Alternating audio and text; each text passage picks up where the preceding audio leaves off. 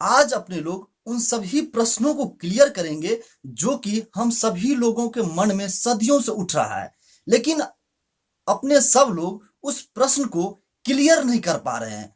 इसके पीछे का रीजन है, एक्चुअली अपने लोग क्वेश्चन ही नहीं पूछ पाते हैं अपने से, या कि अदर व्यक्ति से भी क्वेश्चन ही नहीं पूछ पाते हैं कि ये एक्चुअली क्यों होता है। जैसे कि हमारे नेचर में या कि हमारे आंखों के सामने कुछ ऐसा घटना होता है जो कि घटता है, लेकिन अपने लोग देखकर भी अनजान हो जाते हैं कि एक्चुअली ये क्यों होता है। अपने पूछ नहीं पाते हैं किसी से भी कि ये एक्चुअली घटना क्यों होता है। तो आज उन सभी घटनाओं को बारे में जानेंगे, उसके पीछे का रीजन जानेंगे कि एक्चुअली ये क्यों होता है। तो इसीलिए आप लोग इस वीडियो को अंत तक देखते रहिएगा, अंत तक देखिएगा तब भी समझ में आएगा कि एक्चुअली ये क्यों होता है। तो आज का आपका टॉपिक है सरफेस टेंशन, जिसको हिंदी में बोलते हैं पृष्ठ तनाव। क्योंकि ये सरफेस टेंशन एक ऐसा चैप्टर है जिसमें बहुत सारे ऐसा फिनोमेना होता है जो कि अपने लोग आंखों के सामने देख रहे हैं, हमारे आंखों के सामने वो घटना घट रहा है, लेकिन समझ नहीं पाते हैं कि एक्चुअली क्यों होता है। तो सबसे पहले अपने लोग सरफेस टेंशन जान लेंगे तो समझ जाएंगे कि घटना क्यों होता है, एक्चुअली इसके पीछे का रीजन क्या है। तो सबसे पहले अपने लोग सरफेस टेंशन जानेंगे। एक्चुअली कुछ घटनाओं के बारे में बताते हैं, जैसे कि वर्षा का बूंद गोलाकार क्यों होता है, रेन ड्रॉप स्फेरिकल क्यों होता है, इसके पीछे का क्या रीजन है। ओके। और जैसे कि कभी ऑयल आप लोग वाटर में डाले हैं, ऐसा परीक्षण कभी किए हैं, किए होंगे तो जानते होंगे कि ऑयल जब वाटर में डालते हैं तो उस समय ऑयल क्या करता है, वाटर पे फैल जाता है, वाटर पे मतलब पूरे सरफेस पे फैल जाता है, वाटर के सरफेस पे। तो एक्चुअली पीछे का रीजन क्या है, तो इन सभी घटनाओं के बारे में जानेंगे। और साथ ही साथ ये भी जानेंगे कि जैसे कि कहीं देखे होंगे कि कहीं पर वेल्डिंग का दुकान होगा, उस वेल्डिंग के दुकान पे वेल्डिंग वाले किसी दो लोह पदार्थ का वेल्डिंग कर देता होगा, मतलब कि किसी दो पदार्थ को आपस में ज्वाइंट कर देता है। इसके पीछे का क्या रीजन है, एक्चुअली ऐसे क्यों होता है। तो इन सभी घटनाओं के बारे में आज अपने लोग बारी बारी से जानेंगे। तो आप लोग वीडियो को अंत तक देखिएगा। तो देखिए, बोर्ड पे कुछ केस लिया गया और इस केस के माध्यम से समझाया गया है सरफेस टेंशन कैसे कैसे काम करता है, हमारे इस नेचर में उसका क्या वैल्यू है, वो कैसे हमारे नेचर में काम करता है। तो उन सभी चीजों को बारे में जानेंगे, इसीलिए हमारे बोर्ड पे कुछ केस लिए हैं और उस केस के माध्यम से सरफेस टेंशन को समझाने का प्रयास किया, जिसको हिंदी में पृष्ठ तनाव बोलते हैं। देखिए यहाँ पर, देखिए केस फर्स्ट लिखा गया है, यहाँ पे केस सेकंड, और यहाँ पे केस थर्ड, और यहाँ पे केस फोर है। तो बारी बारी से समझते हैं। जैसे कि केस फर्स्ट में देखिए, ये बादल है, बादल लगा हुआ है, ओके, और वहां से बारिश होना स्टार्ट हुआ है। बादल से ही तो बारिश होता है ना, तो बादल से देखिए बारिश होना स्टार्ट हुआ है और बारिश हो रहा है। और यहाँ पे देखिए एरो का चिन्ह यूज किया गया है, देखिए first second third fourth five, इस प्रकार से एरो का चिन्ह यूज किया गया। ये एक्चुअली क्या है, ये एयर बह रहा है। इसे कभी सुने होंगे, हवा बहती है और एयर मतलब रेन ड्रॉप होते रहता है, तो उसी प्रकार से समझिए कि हवा बह रहा है और रेन ड्रॉप हो रहा है। तो जब हवा बह रहा है तो rain drop actually straight line में होना चाहिए, तो स्ट्रेट लाइन में न होकर के ये देखिए थोड़ा सा कर्व बना लिया है, देखिए थोड़ा सा घूम गया है। किसके कारण घूम गया है, तो एयर के कारण, एयर फोर्स लगाया रेन पे, तो रेन क्या करेगा, कुछ ना कुछ अपना डायरेक्शन चेंज कर लेगा। तो इसी प्रकार से समझिए कि रेन का डायरेक्शन चेंज हो गया ड्यू टू एयर, यानी एयर के कारण। तो एक्चुअली यहाँ पे देखिए एक गोलाकार गोलाकार यहाँ पे ड्रॉ किया गया है, देखिए गोलाकार गोलाकार गोलाकार गोलाकार ड्रॉ किया गया है। एक्चुअली ये गोलाकार क्यों ड्रॉ किया गया है पता है आपको, क्योंकि देखिए रेन जो ड्रॉप करता है वो स्फेरिकल होता है। कैसा होता है, स्फेरिकल होता है। तो यहाँ पे देखिए स्फेरिकल ड्रॉ किया गया है, और ये ग्राउंड पे ये रेन ड्रॉप हो रहा है, मीन्स अर्थ पे हो रहा है। तो ये रेन ड्रॉप स्फेरिकल क्यों होता है, इसके पीछे का क्या रीजन है, ये पहले अपने लोग क्लियर करते हैं। तो देखिए ये जो सरफेस टेंशन होता है, सरफेस टेंशन ये दो फोर्स पे डिपेंड करता है। कितने फोर्स पे डिपेंड करता है, दो फोर्स पे, क्योंकि दो फोर्स ऐसा फोर्स होता है जो इस सरफेस टेंशन का माय बाप होता है। ये दो फोर्स नहीं रहेगा तो सरफेस टेंशन कभी भी नहीं हो सकता है, जिसका नाम है, पहला फोर्स है कोहेसिव फोर्स, दूसरा है एडहेसिव फोर्स। तो ये दो फोर्स ऐसा फोर्स है जो कि सरफेस टेंशन का समझिए दायां बायां हाथ है, क्योंकि ये नहीं रहेगा तो सरफेस टेंशन कभी भी नहीं हो सकता है। तो एक बार फिर से देख लीजिए, कोहेसिव फोर्स और एडहेसिव फोर्स। देखिए पहले बारी बारी से समझेंगे कि कोहेसिव फोर्स क्या होता है और एडहेसिव फोर्स क्या होता है, क्योंकि अभी तुरंत हम बताएं कि इस पे सरफेस टेंशन टोटली डिपेंड करता है। तो कोहेसिव फोर्स, ये जो कोहेसिव फोर्स आप देख रहे हैं वो समान मॉलिक्यूल के बीच लगता है। समान मॉलिक्यूल यानी सिमिलर मॉलिक्यूल होना चाहिए। जैसे वाटर है तो वाटर ही होना चाहिए, ऑयल है तो ऑयल ही होना चाहिए, ऑयल और वाटर नहीं होना चाहिए। तो समझिए कि एक प्रकार से कोहेसिव फोर्स समान मॉलिक्यूल के बीच काम करता है। तो इसका इसका जो एक मेन प्रॉपर्टीज ये भी एक है कि ये एक्चुअली किसी सरफेस को, यानी जिस सरफेस पे काम करता है, जिस समान मॉलिक्यूल के बीच ये काम करेगा उसको ये मिनिमाइज कर देगा। मीन्स उसको समझो स्मॉल एरिया में कवर कर देगा। कहीं पे समझो कि हम वाटर ड्रॉप किए, क्या किए, वाटर, तो यहां पर देखो वाटर ड्रॉप हो रहा है। तो ये देखो इसके वाटर, तो वाटर तो एक ही मॉलिक्यूल से तो नहीं बना है, वाटर के ही बहुत सारे मॉलिक्यूल से बना है, बहुत सारे मतलब स्मॉलेस्ट पार्टिकल से मिलकर के वाटर का फॉर्म हुआ है, वाटर के इस शेप का फॉर्म हुआ है। तो समझिए इसके बीच जो फोर्स काम करेगा, इसके बीच, इसके अंदर, इस प्रकार से समझो, इस प्रकार से इसके अंदर मॉलिक्यूल्स के ही बीच काम करेगा, यानी वाटर के मॉलिक्यूल्स के बीच ही फोर्स क्या करेगा, काम करेगा, उसके एरिया को मिनिमाइज्ड कर देगा। इसी प्रकार से ये स्फेरिकल ड्रॉप होता है, क्योंकि हमें पता है कि कोई भी चीज अगर एरिया मिनिमाइज्ड करता है, अपना एरिया कम करता है, तो स्फेरिकल शेप में ही एरिया कम कर पाएगा। जैसे कि आप लोग कभी देखे होंगे कि रुमाल सब लोग यूज करते होंगे, तो रुमाल को कभी इस प्रकार से सोचे, जल्दबाजी में सोचे होंगे जेबी में तुरंत डाल दें, तो उसको तुरंत मतलब इस प्रकार से गोलाकार शेप बना लेते हुएगा, तुरंत जेबी में डाल देते हुएगा। इसका मतलब क्या होता है, गोलाकार जब किसी भी चीज का शेप बन जाता है तो उस केस में वो अपना एरिया मिनिमाइज्ड कर लेता है, बहुत कम एरिया बना लेता है। इसी प्रकार से रेन ड्रॉप क्या करता है, स्फेरिकल ड्रॉप होता है, क्योंकि कोहेसिव फोर्स का एक ही काम होता है कि किसी मतलब जिस मॉलिक्यूल के बीच वो काम करेगा, जिस सिमिलर मॉलिक्यूल्स के बीच वो काम करेगा उसको मिनिमाइज्ड कर देगा। यानी समझिए अगर ऑयल है तो ऑयल में ही काम करेगा, वाटर है तो वाटर में ही काम करेगा, वाटर के मॉलिक्यूल्स के बीच काम करेगा, ऑयल के मॉलिक्यूल्स के बीच काम करेगा, और भी अदर चीज लिक्विड को मान लीजिए उसमें वो क्या करेगा, काम करेगा। कौन, तो कोहेसिव फोर्स। अब समझते हैं एडहेसिव फोर्स। एडहेसिव फोर्स क्या करता है, कोहेसिव फोर्स जो काम करता है उसके ये विपरीत काम करता है। बोलता है कि भाई तुम जो काम करेगा वो हम नहीं करेंगे, तुमसे विपरीत करेंगे। तो भाई तो कौन काम करेगा, ये काम करता है, ये असमान मॉलिक्यूल्स के बीच फोर्स लगाता है। जैसे कि अभी हम मार्कर लिखे यहाँ पे, देखिए इस प्रकार से मार्कर लिख रहे हैं, व्हाइट बोर्ड पे मार्कर लिख रहे हैं, तो मार्कर का जो इंक है ये एक अदर मॉलिक्यूल है, और ये व्हाइट बोर्ड है ये अदर एक मटेरियल से बना है, तो अदर मॉलिक्यूल्स में होगा, और ये क्या है, अदर मटेरियल है। तो इस प्रकार से देखिए व्हाइट बोर्ड पे हम मार्कर लिखें तो मार्कर का इंक क्या हुआ, व्हाइट बोर्ड पे जाकर चिपक गया। जैसे कि कॉपी पे हम पेन से लिखते हैं तो पेन का इंक क्या होता है, कॉपी पे जाकर चिपक जाता है, चिपक जाता है कि नहीं चिपक जाता है, बिल्कुल चिपक जाता है। तो उसके पीछे क्या रीजन है, ये रीजन है कि ये जो इंक है ये अदर मॉलिक्यूल्स है, और ये जो कॉपी पे हम लिखते हैं वो एक अदर मॉलिक्यूल्स है, चाहे बोर्ड पे लिखते हैं व्हाइट बोर्ड पे, ये एक अदर मॉलिक्यूल्स है। इस दोनों के बीच क्या करता है, फोर्स लगाता है, फोर्स लगाने का वो चिपक जाता है। कौन सा फोर्स लगता है, एडहेसिव फोर्स लगता है। एडहेसिव फोर्स क्या करता है, और समान मॉलिक्यूल के बीच काम करता है।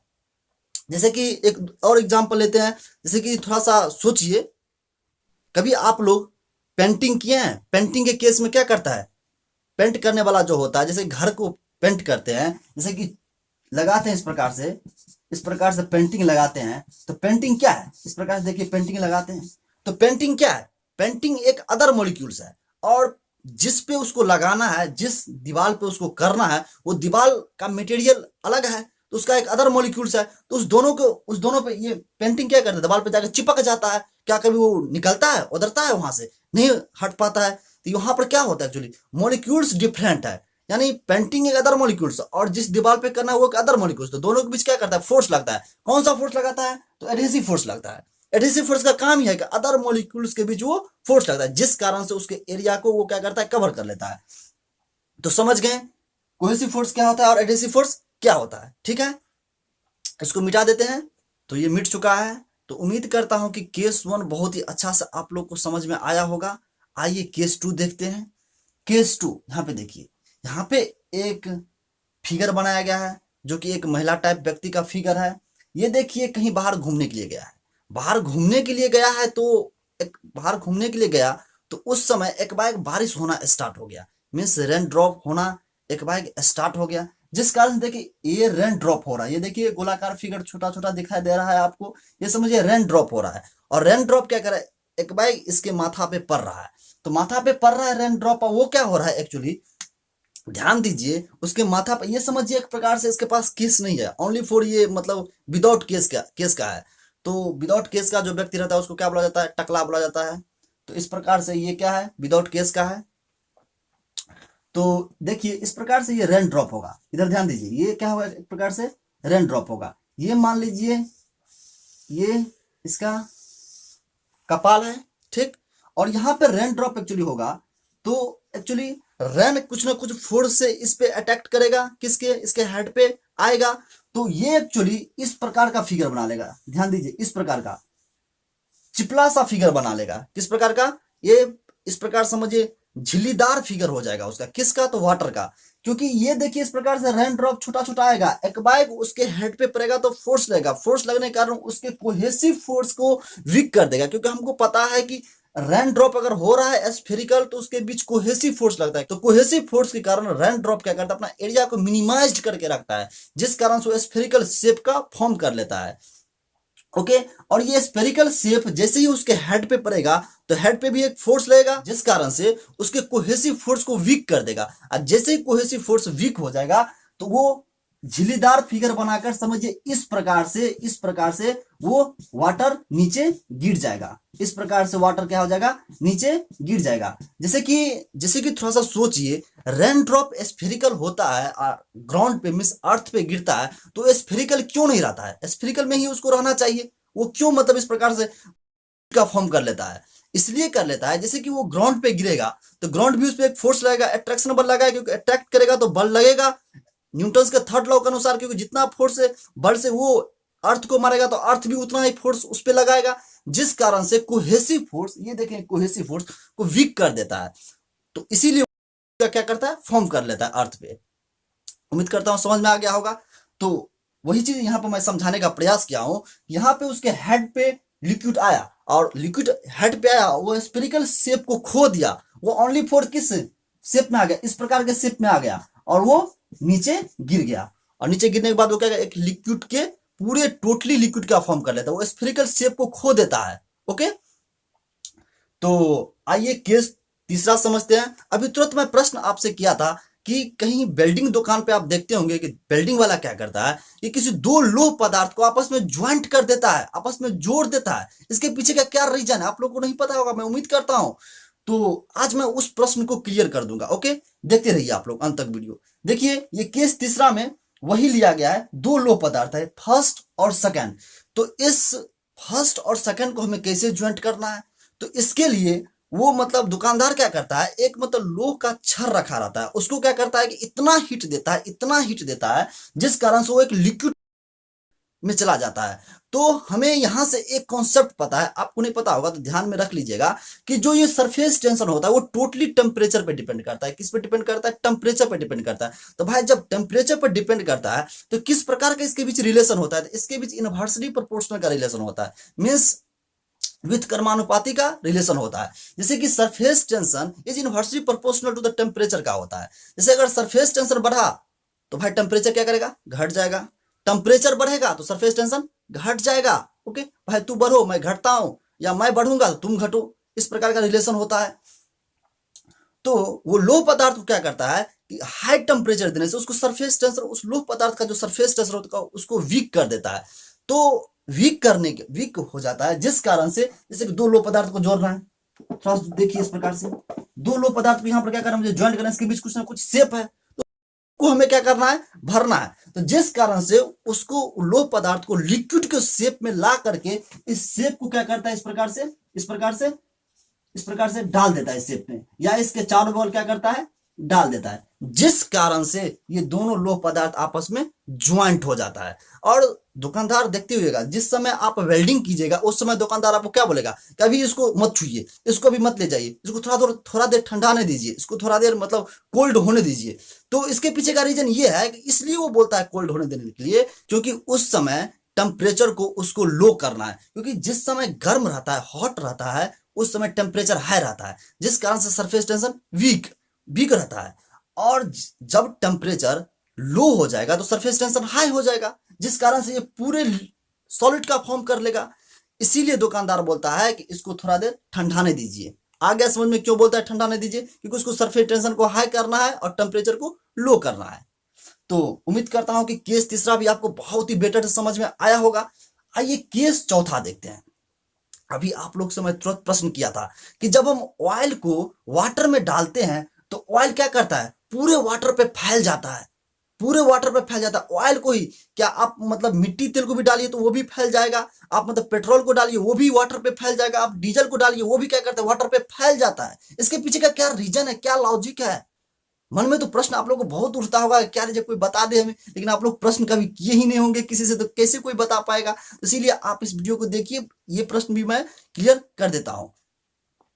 तो देखिए एक्चुअली होता क्या है कि ऑयल में, ऑयल देखिए, इस कॉन्सेप्ट को समझने से पहले एक कॉन्सेप्ट और समझ लीजिए। ये जो सरफेस टेंशन होता है वो मतलब घनत्व पे भी डिपेंड करता है, मीन्स डेंसिटी पे भी ये क्या करता है, डिपेंड करता है। यानी जिस बॉडी का जितना डेंसिटी रहेगा उतना सरफेस टेंशन होगा। मीन्स इस दोनों का बीच जो होता है ना वो डायरेक्टली प्रोपोर्शनल का रिलेशन होता है, मीन्स समानुपाती का रिलेशन होता है। मीन्स किसी बॉडी का सरफेस टेंशन हाई है तो उसका घनत्व भी हाई रहेगा, उसका घनत्व भी क्या होता है, हाई होता है। इसी कारण से सॉलिड बॉडी के पास सरफेस टेंशन बहुत ही हाई होता है, और उसके बाद लिक्विड के पास, उसके बाद गैस के पास तो साफे सरफेस टेंशन नहीं होता है। क्यों? क्योंकि उसके पास घनत्व होता ही नहीं। गैस के पास डेंसिटी बहुत कम होता है विथ रिस्पेक्ट टू लिक्विड और क्या, ठोस। तो ये जो आप ऑयल देख रहे हैं तो ऑयल का जो डेंसिटी जो होता है, मीन्स घनत्व जो होता है वो कम होता है ड्यू टू मतलब with respect to water, means water के रिस्पेक्ट में ऑयल का डेंसिटी कम होता है और वाटर का डेंसिटी हाई होता है। किसके रिस्पेक्ट में? तो ऑयल के रिस्पेक्ट में। तो जिसका डेंसिटी कम है उसके पास कोहेसिव फोर्स भी कम रहेगा। क्यों? क्योंकि सरफेस टेंशन कम है तो कोहेसिव फोर्स भी कम, क्योंकि सरफेस टेंशन क्या करता है, कोहेसिव फोर्स पे डिपेंड करता है।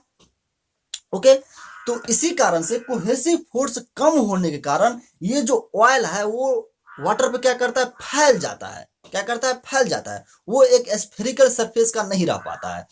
तो यही रीजन है कि ऑयल मतलब वाटर पे क्यों फैल जाता है, तो due to weak of surface tension, यानी उसके पास सरफेस टेंशन लूज हो जाता है, मीन्स लूज हो जाता है, सरफेस टेंशन कम हो जाता है।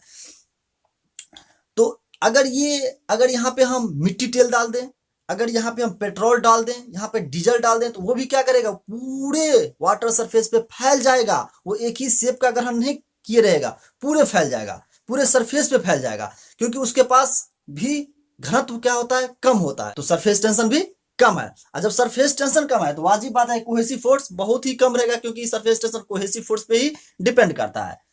तो उम्मीद करता हूं कि समझ में आ गया होगा ऑयल जो होता है वो वाटर सरफेस पे क्यों फैल जाता है। ओके, अच्छा एक प्रश्न और मैं आपसे पूछता हूं कि आप सभी लोग जानते हैं कि ये जो रेन ड्रॉप हो रहा है वो बादल से हो रहा है, और बादल हमारे हमारे से बहुत ऊंचा है, हमसे बहुत ऊंचा है, बट वहां से वाटर ड्रॉप होता है और हमारे माथा पे गिरता है, फिर भी हमें चोट नहीं लगता है, हमें कुछ भी महसूस नहीं होता है कि हमें चोट लग रहा है। लेकिन वहीं पे हम थोड़े ही ऊपर से अगर थोड़ा सा, हम कहने का मतलब ये हुआ किसी किसी सॉलिड ऑब्जेक्ट को गोलाकार बांध करके मैं आप पे फेंकूं तो आपको चोट लग जाता है, आप बोलते हैं कि हमको कोई मारा है। तो यहाँ इसके पीछे का क्या रीजन है कि मतलब वाटर ड्रॉप इतने ऊपर से हो रहा है फिर भी हमें चोट नहीं लगता है, क्या रीजन है इसके पीछे का? तो इसके पीछे का ये रीजन है कि ये जो वाटर ड्रॉप होता है और हमारे माथे पे पड़ता है तो हमारा माथा भी उस पर क्या करता है, फोर्स लगाता है। हमारा माथा भी क्या करता है, उस पर फोर्स लगाता है, जिस कारण से कोहेसिव फोर्स का जो वैल्यू है उसको जीरो कर देता है, उसको नगण्य कर देता है, नगण्य कर देता है, जिस कारण से वाटर क्या करता है, इस शेप में अर्थ पे आ जाता है। तो यहां से ये प्रश्न उम्मीद करता हूं क्लियर हो गया होगा कि रेन ड्रॉप इतने ऊंचे से होता है फिर भी हमें चोट क्यों नहीं लगता है, क्योंकि उसका कोहेसिव फोर्स का वैल्यू जीरो हो जाता है।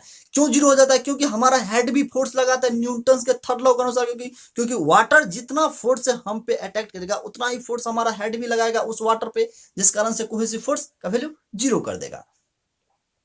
लेकिन वहीं पे हम किसी सॉलिड ऑब्जेक्ट को आप पे फेंकते हैं, आपको चोट लग जाता है। तो इसके पीछे का क्या रीजन है? क्योंकि वहां हम अभी तुरंत मैं आपको बताया हूं कि cohesive force means surface tension, क्योंकि सरफेस टेंशन कोहेसिव फोर्स पे ही डिपेंड करता है।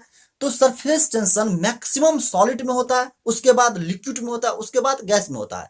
तो सॉलिड जो ऑब्जेक्ट होता है उसके पास कोहेसिव फोर्स भी स्ट्रांग होगा। तो कोहेसिव फोर्स स्ट्रांग होगा तो वो कोहेसिव फोर्स का हमारा हेड जो फोर्स लगाएगा वो उसको जीरो नहीं कर पाता है, क्योंकि उसके पास मैक्सिमम फोर्स होता है, मैक्सिमम वैल्यू होता है, जिस कारण से हमारा हेड उसको उस फोर्स का वैल्यू को जीरो नहीं कर पाता है, जिस कारण से हमें चोट लग जाता है। ओके, तो ये सब बेसिक क्वेश्चन था जो कि हमारे आंखों के सामने घट रहा था घटना, लेकिन हम समझ नहीं पा रहे थे कि इसके पीछे का क्या रीजन है, क्यों ये एक्चुअली होता है। तो आज उन सभी प्रश्नों को आपको मैं क्लियर कर दिया हूं। मैं उम्मीद करता हूं कि आप सभी लोगों को बहुत ही बेटर से, बहुत ही बेसिक लेवल से समझ में आया होगा। चलिए, हमारे वीडियो को अंत तक देखने के लिए आप सभी लोगों को धन्यवाद।